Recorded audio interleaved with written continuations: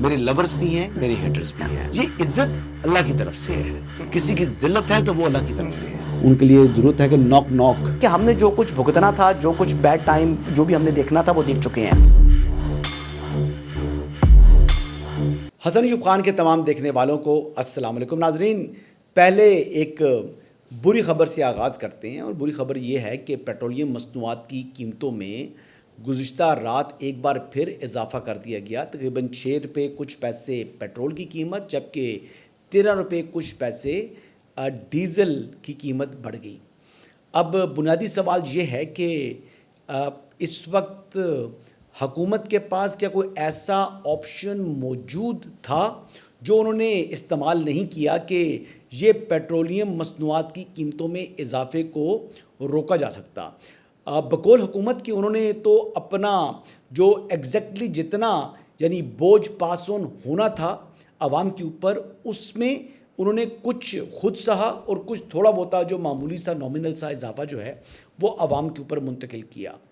اور اگر حکومت نے ایسا کیا ہے، زیادہ بوجھ خود برداشت کیا ہے اور یعنی کم بوجھ عوام پر منتقل کیا ہے اور ایک ہائیبرڈ قسم کا انہوں نے نظام بنایا ہے، تو اس سے متعلق پھر ایک اور بات آتی ہے کہ پاکستان تو آلریڈی حکومت کے جو ڈیلی امور ہیں وہ قرضے لے کر چل رہے ہیں، تو حکومت IMF کے پروگرام کے اندر ہے تو اس کو وائلیٹ نہیں کرنا چاہیے اس اعتبار سے، کیونکہ فائنینشیل ڈسپلن جو IMF کا ہے اسی کے اندر کام کرنا چاہیے. دیکھیں، بات یہ ہے کہ پہلے بھی 129 بلین روپیز سبسڈی گورنمنٹ نے دی، اور اس وقت بھی میں نے تنقید کی تھی.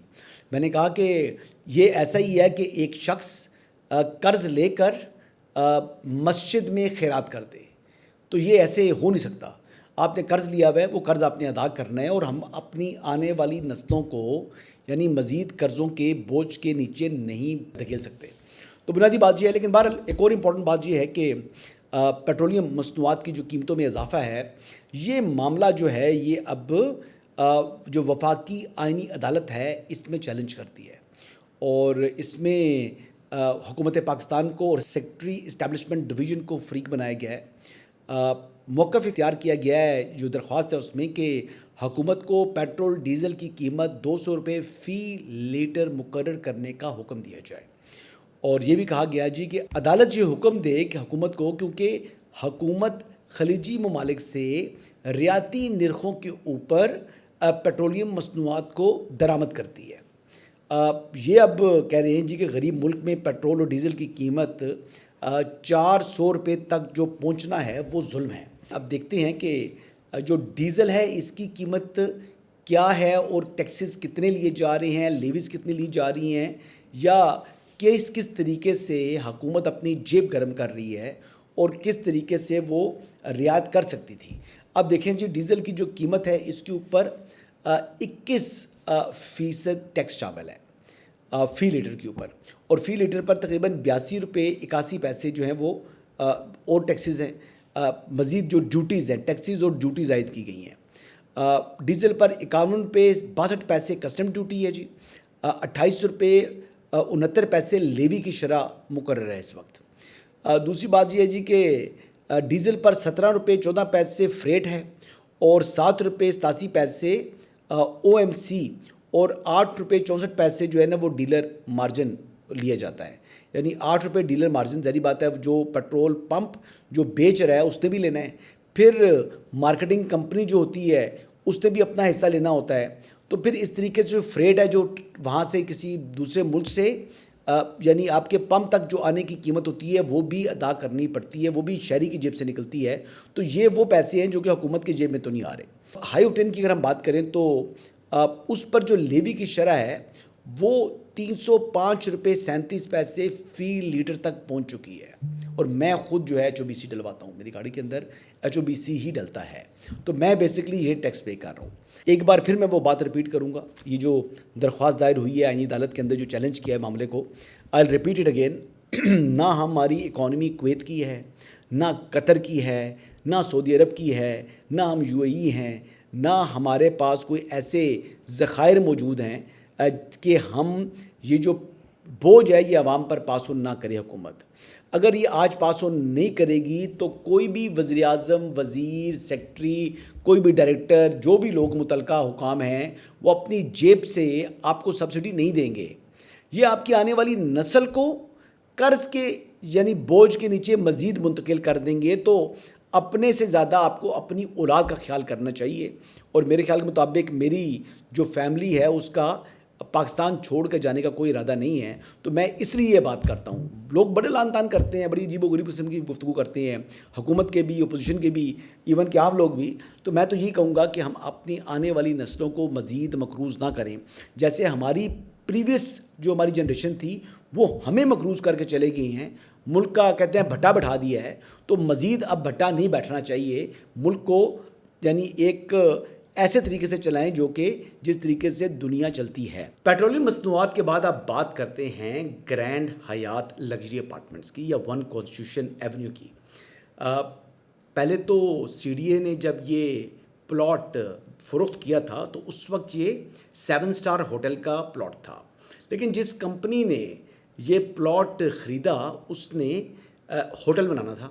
7 اسٹار ہوٹل, آپ دیکھیں ہوٹل ایک انڈسٹری ہے ٹورزم کو پروموٹ کرنے کے لیے. تو بہت سی جو اشیاء ہوتی ہیں جو کہ استعمال ہوتی ہیں اس کے اوپر ڈیوٹی چارج نہیں ہوتی. تو جو ہوٹل کے لیے امپورٹس کی گئیں, لفٹس امپورٹ کی گئی, ٹائلز امپورٹ کی گئی, ایون کہ ہر سامان انہوں نے امپورٹ کیا اور اس کا استثناء لیا, یعنی کسی قسم کی کوئی ڈیوٹی پے نہیں کی. لیکن بعد میں اسی ہوٹل کے پلاٹ کو انہوں نے لگژری اپارٹمنٹس میں تبدیل کر دیا. یہ بیسیکلی ہوٹل کی جگہ ایک کمرشلائز قسم کی بلڈنگ تعمیر کر دی. اب یہ غیر قانونی جو ہے عمل تھا اس کمپنی کا, اور یہ معاملہ جب پہنچا عدالت کے اندر تو سی ڈی اے نے اس کو چیلنج کیا. سی ڈی اے کے حق میں ہائی کورٹ سے فیصلہ آ چکا. تو پھر یہ معاملہ پہنچ گیا supreme court of Pakistan. Supreme court of Pakistan کے اندر ثاقب نثار صاحب کی سربراہی میں جو بینچ تھا اس میں جسٹس اعجاز الاحسن بھی شامل تھے جو کہ متعلقہ کمپنی کے وکیل رہ چکے تھے. لیکن اس کے باوجود انہوں نے خود کو بینچ سے الگ نہیں کیا. وہ اس کمپنی کو ریپرزینٹ کر چکے تھے. لیکن پھر انہوں نے جو فیصلہ سنایا اس میں جو کمپنی یعنی والنٹیئرلی 15 ارب روپیہ ادا کرنا چاہتی تھی تو اس کو یعنی 17 ارب روپے میں تبدیل کیا. کیونکہ جو سی ڈی اے تھا, سی ڈی اے نے 15 ارب کی جو پیشکش تھی جو کمپنی کی جانب سے کی گئی تھی, جو بائر تھا پلاٹ کا, وہ ریجیکٹ کر دی تھی. تو سپریم کورٹ نے اس کو 17 ارب کر کے تو 8 سالوں میں آئی بلیو کہ اس کو تبدیل کر دیا کہ آپ 8 سال کے اندر یہ 17 ارب روپے کی رقم ادا کر دیں. یعنی 2 ارب سے کچھ زیادہ رقم جو ہے وہ سالانہ انہوں نے انسٹالمنٹس کر دی, اس کو بریک کر دیا. جو یکمشت شاید جو رقم آتی سی ڈی کے پاس تو وہ کسی مصرف میں آ سکتی ہے, تو اس کو توڑ کر دینے کا کہا. اب یہ جو پیسہ ہے جو اس کے اوپر سارا لگا ہے, یہ تمام کا تمام پیسہ یہ مارکیٹ سے اٹھایا گیا. مارکیٹ سے ہی اس پلاٹ کی رقم ادا کی گئی, اور مارکیٹ سے ہی اٹھایا ہوا پیسہ اور جو امپورٹس کی تھیں اور جو سامان بیچ دیا تھا ہوٹل کے لیے, جو سامان امپورٹ کیا گیا تھا وہ مارکیٹ میں بیچ دیا گیا ڈیوٹی پے کیے بغیر, اور پھر اس کو بعد میں تبدیل کر دیا گیا لگژری اپارٹمنٹس کے اندر. تو یہ ایک ہینیس کرائم کمٹ ہوا. اور مجھے یاد ہے کہ ممبر انجینئرنگ تھے طاہر شمشاد صاحب, ایک دفعہ ان کے ساتھ بیٹھا ہوا تھا, سی ڈی اے بیٹ رہی میری, تو ایک کھانے کے اوپر میں اور طاہر شمشاد صاحب بیٹھے ہوئے تھے اور ہم نے بڑا ڈیٹیل میں اس کو ڈسکس کیا تھا. تو اس وقت بھی یہ جو خبر تھی یہ میرے علم میں تھی, لیکن سپریم کورٹ نے جب اس کے اوپر مور ثبت کر دی ثاقب نثار صاحب کی سربراہی میں قائم بینچ نے, تو پھر ایک قسم کا ایک پروٹیکشن دے دی ملک کی سب سے بڑی عدالت نے. اور انہوں نے موقف بھی یہ اختیار کیا کہ یہ تھرڈ پارٹی انٹرسٹ آ چکا ہے اور تھرڈ پارٹی انٹرسٹ کو عدالت نے پروٹیکٹ کرنا ہے, اور جو بیسیکلی یعنی وسیع تر عوامی مفاد کے اندر پبلک انٹرسٹ کے اندر انہوں نے جناب اس کو ریگولرائز کرنے کا حکم دے دیا تھا سپریم کورٹ آف پاکستان نے.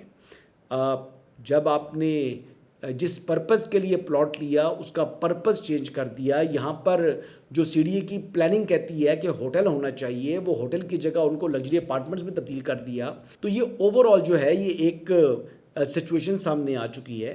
اب عدالت نے یعنی اسلام آباد ہائی کورٹ نے ہی حکم دیا ہے کہ اس کو یعنی خالی کرایا جائے. اب یہ سی ڈی اے کو ہی جو ہے یہ پلاٹ جب یہ منتقل ہو چکا ہے، لیکن جو تھرڈ پارٹی انٹرسٹ ہے جس کے اندر عمران احمد نیازی صاحب بھی موجود ہیں، ان کو کون پروٹیکٹ کرے گا؟ اب کیا یہ معاملہ نیب کے اندر جائے گا؟ نیب اس معاملے کی تحقیقات کرے گا؟ نیب جو ہے اس کے اندر متعلقہ کمپنی سے پیسے وصول کر کے ان عوام کو دے گا جو تھرڈ پارٹی جن لوگوں کا انٹرسٹ بنتا ہے؟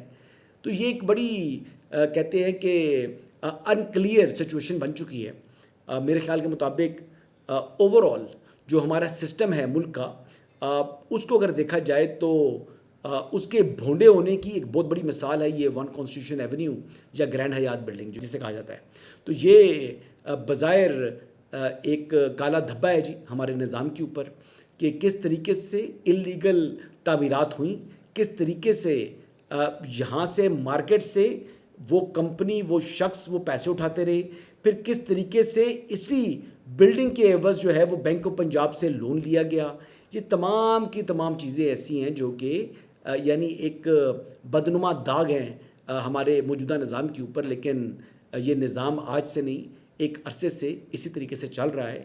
اور اس وقت جو یعنی بنیادی بات یہ ہے کہ اس کا یہاں پر لگژری اپارٹمنٹس بنانے کا جواز ہی موجود نہیں ہے، لیکن اب اس بات کا بھی جواز موجود نہیں ہے کہ حکومت جو لوگ وہاں پر رہ رہے تھے، جن کا تھرڈ پارٹی انٹرسٹ آ چکا تھا سپریم کورٹ کے فیصلے کے بعد، جنہوں نے وہاں پر پرچیزنگ کی ہے، ان کو ہوا میں لٹکتا ہوا چھوڑ دے، تو ان کو پروٹیکٹ کرنا بھی حکومت پاکستان کی ذمہ داری بنتی ہے۔ آگے بڑھتے ہیں کہ اگلی بات جی اویس لغاری صاحب میدان کے اندر آ گئے ہیں۔ مجھے یاد ہے کہ جب لوڈ شیڈنگ سٹارٹ ہوئی تو اس وقت اویس لغاری صاحب ایک دن 2 دن کے لیے تو روپوش ہو گئے، وہ مل ہی نہیں رہے تھے، لیکن پھر وہ منظر عام پر آئے اور پھر ظاہری بات ہے پرائم منسٹر کی جانب سے یا ہر طرف سے پریشر آیا تو پھر انہوں نے آ کر یعنی اپنا دفاع کیا، اپنی وزارت کا دفاع کیا۔ لیکن اب جب لوڈ شیڈنگ ختم ہو چکی ہے تو وہ پھر اس کا پورا کریڈٹ بھی لے رہے ہیں اور وہ بیان بھی کر رہے ہیں۔ اب الحمدللہ پن بجلی سے جو بن رہی ہے وہ اس وقت 6000 میگا واٹ پہ پہنچ چکی ہے جو 1000 ہوتی تھی۔ الحمدللہ ہم لوڈ شیڈنگ کو ختم کرنے میں سرخرو اللہ تعالیٰ نے ہمیں کیا، صحیح طور طریقے سے کیا، لیکن اسی اثناء کے اندر ہمیں فرنس آئل اور ڈیزل کے پلانٹس بھی چلانے پڑے۔ امید رکھتے ہیں کہ آئندہ اس قسم کے مہنگا فیول نہیں استعمال کرنا پڑے گا اور ہم اپنے صارفین کو بجلی کی قیمت کے اضافے کے اندر سے بھی محفوظ رکھیں گے، اور انشاءاللہ تعالی لوڈ شیڈنگ حسب معمول جس طرح پہلے نہیں ہوتی تھی اب بھی نہیں ہوگی۔ تو آپ نے اویس لغاری صاحب کی گفتگو سنی جی۔ یہ اویس لغاری صاحب کے بارے میں ایک بات میں کہوں گا، ان کے جو مخالفین بھی ہے وہ کہتے ہیں کہ ہی از اے آنیسٹ مین، اور وزارت کے اندر یعنی پانی اور بجلی کے اندر ان میں ایروگنس ہے جی، جو ایروگنس نہیں ہونی چاہیے۔ یہ عوامی نمائندے ہیں، ان میں اکڑ نہیں ہونی چاہیے، لوگوں کو ٹائم دینا چاہیے، اور جو یونین والے لوگ ان سے ملنا چاہتے ہیں ان کو بھی ٹائم دیں۔ لیکن ایک بات ان کے بارے میں ہے کہ ہی از ناٹ کرپٹ، اور نہ کبھی ایکسین کی، نہ کسی ایس ڈی او کی، نہ کسی کی پوسٹنگ ٹرانسفر کے اوپر ان کے اوپر ایک دھیلے کا الزام بھی نہیں ہے۔ تو جو ان کی کوالٹی ہے میں وہ بھی بیان کر رہا ہوں، اور جو ان کی سے متعلق بات ہوتی ہے کہ تھوڑے سے ایروگنٹ ہیں، وہ ایروگنس ان کے اندر نہیں ہونی چاہیے۔ انسان کو ویسے بھی ہمبل ہونا چاہیے۔ بالکل یقینی طور پر ایک سردار کے بیٹے ہیں، سردار فاروق لغاری جو ملک کے سابق صدر بھی ہیں، لیکن سرداری جتنا کہتے ہیں نا کہ پھلدار درخت ہوتا ہے وہ اتنا جھکتا ہے، تو ان کو جھکنے کی ضرورت ہے۔ وزیر اعلیٰ سہیل آفریدی جو ہیں، اب میں ان کو وزیر اعلیٰ نہیں بلکہ ڈیزائنر وزیر اعلیٰ خیبر پختونخوا کہتا ہوں، کیونکہ کپتان چپل سے لوئی وطان تک کا سفر انہوں نے کامیابی سے عبور کیا ہے، اور ڈیزائنر جناب اب وہ گلاسز بھی پہنتے ہیں، تو لپٹنا پلٹنا جھپٹنا یہ بھی کہہ سکتے ہیں وہ، یہ بھی ایک مطلب یقین کریں یہ آرٹ سہیل آفریدی کے پاس ہے۔ ہمیشہ بات ایسی کرتے ہیں اس کا اس کی اس کا، تو یہ ان کی 2-4 خوبیاں ایسی ہیں جو کہ ان کو ممتاز کرتی ہیں باقی وزراء اعلیٰ سے۔ یعنی جو پاکستان کی 3 وزراء اعلیٰ ہیں ان میں یہ خصوصیت نہیں ہے جو خصوصیت سہیل آفریدی میں ہے۔ اب ان میں ایک اور خصوصیت یہ ہے کہ وہ بالکل مطمئن طریقے سے جھوٹ بولتے ہیں، اس طریقے سے جھوٹ بولیں گے کہ یعنی بندہ حیران رہ جائے۔ چاہت فتح علی خان کا جو کانفیڈنس ہے اس سے 3 گنا زیادہ کانفیڈنس جو ہے وہ سہیل آفریدی میں آ چکا ہے۔ میں یہ بات بڑی پبلکلی کہہ رہا ہوں۔ چاہت فتح علی خان یعنی میں تو کہتا تھا کہ کانفیڈنس ہو تو چاہت فتح علی خان والا ہو، لیکن میں سمجھا تھا کہ عمران خان صاحب اس کے مقابلے میں کانفیڈنس ہے، بٹ نو، جو کانفیڈنس اب سہیل آفریدی کے پاس آ چکا ہے، یعنی حالات ان کے صوبے کے اندر ہیلتھ کے یہ حالات ہو چکے ہیں کہ وہاں پر ریڑیوں کے اوپر اسٹیچرز نہیں ہیں، ریڑیاں ہیں، اسکینر مشینیں نہیں ہیں، وہاں پر ایکس رے مشینز نہیں ہیں، لوگوں کو باہر جا کر جو ہے ایکس رے کرانے پڑ رہی ہیں. اس ہیلتھ سسٹم کو وہ کہتے ہیں کہ پورے پاکستان کے مقابلے میں سب سے بہتر ہیلتھ سسٹم جو ہے کے پی کے اندر ہے. اللہ معافی دے، مطلب اتنا جھوٹ، اور وہ بھی جمعے کے دن ان کا بیان آیا جھوٹ کے بارے میں. خیر وہ مسجدوں میں کتے باندھنے والی بات کر سکتا ہے جو شخص، وہ اتنا بھونڈا الزام لگا سکتا ہے. تو میں اسی لیے کہتا ہوں نا کہ اس طرح کی بات کرتے ہوئے ایک مسلمان جو ہے وہ تو مطلب خدا نہ خواستہ مسجد سے متعلق بات کرے اور افواج پاکستان کے بارے میں کہہ رہا ہو جس کو اللہ تعالیٰ نے حرمین شریفین کا محافظ بنایا، ان کو کہتا ہے جی کہ وہ مساجد میں کتے باندھتے ہیں، مساجد میں، مسجد میں نہیں مساجد میں، یعنی ملٹیپل وہ کہہ رہے ہیں کہ واقعات ہیں. تو وہ شخص جھوٹ نہیں بولے گا تو کیا کرے گا جمعے کے دن کے، اس کو کیا مطلب اس نے احساس کرنا ہے. تو میں یہی کہوں گا کہ اب وہ کہہ رہے ہیں کہ صوبے کے اندر بہترین انداز سے کام ہو رہا ہے. اور یہ ہمارے ایک صحافی بھائی ہیں جو گئے تھے گلیات میں، جن کی طبیعت خراب ہوگی، اور پھر انہوں نے ٹویٹر کے اوپر اپنی پوری داستان لکھ دی کہ ان کے اوپر کیا گزری. وہ کہہ رہے ہیں جی کہ سادہ پرچی کے اوپر خود مینولی ہاتھ سے ڈاری نمبر لگایا جا رہا ہے. آپ کو دیکھ لیں کہ گلیات سیاحتی حوالے سے گلیات ڈیولپمنٹ اتھارٹی بنی ہوئی ہے، وہ ایک ریونیو جنریٹ کرتا ہے، وہ ڈسٹرکٹ امیر ہے، وہ ہر اعتبار سے یعنی وہ بہتر ہے. لیکن وہاں کے ہسپتال کی یہ کنڈیشن ہے کہ نہ دوائیاں، ایون سرنج تک باہر سے منگوانی پڑتی ہے. یہ حالات ہیں. اور یہ بندہ کلیم کر رہا ہے وزیر اعلیٰ، یعنی ڈھیٹ بندہ ہو یا چاہت فتح علی خان کی کیا جناب مجال کانفیڈنس کی، یا کیا ڈھیٹ پن ہے ان کا کہ گانا نہیں آتا زبردستی گانا گاتے ہیں. یعنی کارکردگی ان کی یہ ہے اور دعوے کر رہے ہیں جی کہ سب سے بہتر ہم ہیں. تو یہی میں کہوں گا کہ جب اس قسم کا کوئی بندہ جھوٹ بولے تو بندہ یہی کہہ سکتا ہے کہ اللہ تعالیٰ اس کو ہدایت دے. میں تو دعا کر سکتا ہوں اللہ اس کو ہدایت دے. یہ جھوٹ بولنا، جھوٹے پر اللہ تعالیٰ نے قرآن میں لعنت بھیجی ہے، اور جمعے کے دن جو جھوٹ بول رہا ہو تو میں کیا کہہ سکتا ہوں. بہرحال جی آگے بڑھتے ہیں اور انٹرنیشنل خبروں کی بات کرتے ہیں. عباس عراقچی صاحب نے جناب ایسا زبردست قسم کی تیلی لگا دی ہے کہ اس سے یقینی طور پر ٹرمپ ایڈمنسٹریشن کو بہت تکلیف ہونی ہے.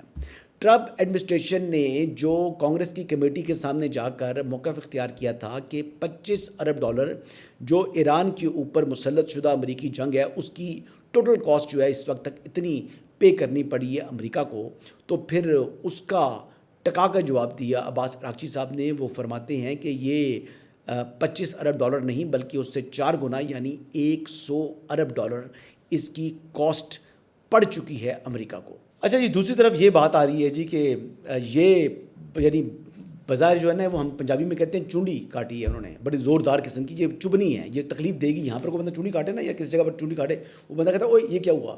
تو یہ ایسا کیا ہے عباس عراقچی صاحب نے. عباس عراقچی صاحب نے تیلی لگائی ہے، یہ جلتی ہوئی ماچس کی جو تیلی ہے وہ لگا دی ہے، یا انہوں نے جناب چونڈی کہتے ہیں کاٹ دی ہے، لیکن تکلیف پہنچائی ہے یقینی طور پر. یہ بیان ان سے ہضم نہیں ہونا. میں آپ کو پہلے بتا رہا ہوں ابھی تک ریئیکشن نہیں آیا، لیکن جس ٹائم ہم ریکارڈ کر رہے ہیں یہ تقریباً اسی ٹائم ہی ان کا ٹویٹ سامنے آیا ہے، لیکن اس نے بڑی تکلیف پہنچانی ہے. آگے بڑھتے ہیں جی. آپ یہ خبر سامنے آ رہی ہے جی کہ ٹرمپ انتظامیہ کا دعویٰ کہ ایران کے ساتھ جنگ ختم ہو چکی ہے در حقیقت کانگریس کی منظوری سے بچنے کی کوشش ہے. اور اپریل کے آغاز کی جنگ بندی کے بعد ایران تنازع ختم ہو چکا ہے. یہ وائٹ ہاؤس کا موقف ہے جی سامنے. وہ کہتا ہے جی کہ امریکی وزیر جنگ کے مطابق جنگ بندی نے فوجی کارروائیوں کو عارضی طور پر روک دیا ہے. فروری سے شروع ہونے والی لڑائی اب ختم تصور کی جائے. ٹرمپ انتظامیہ کا یہ موقف ہے جی، اور یہ وائٹ ہاؤس کی جانب سے. اور امریکی حکام کے مطابق جنگ بندی کے بعد دونوں ممالک کے درمیان کوئی فائرنگ نہیں ہوئی.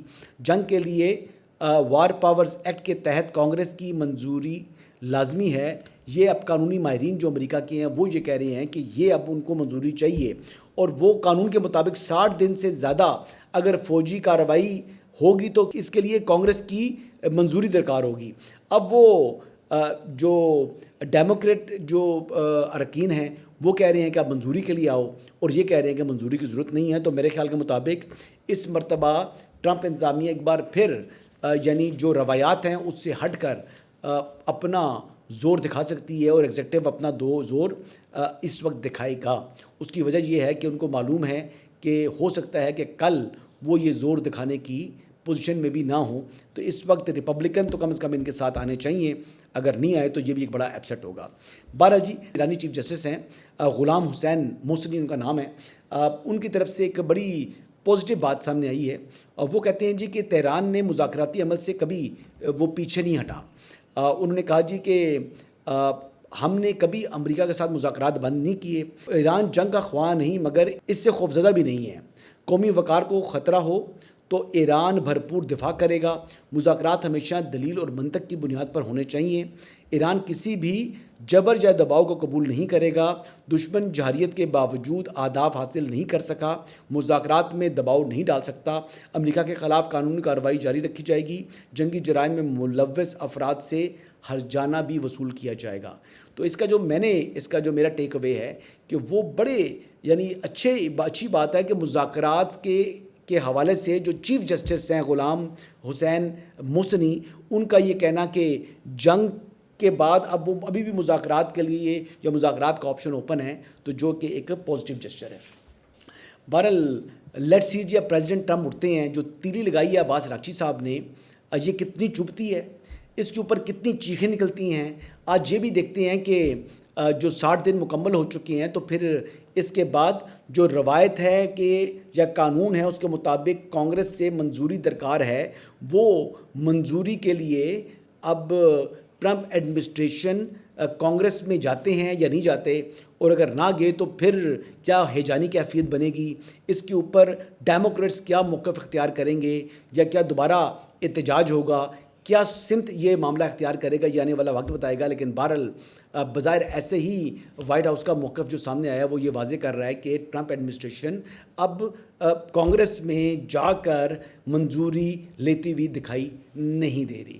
یہی اس وقت تک کی اپڈیٹس ہے جی، انشاءاللہ کل دوبارہ آپ کی خدمت میں حاضر ہوں گا، اجازت چاہوں گا، اللہ حافظ۔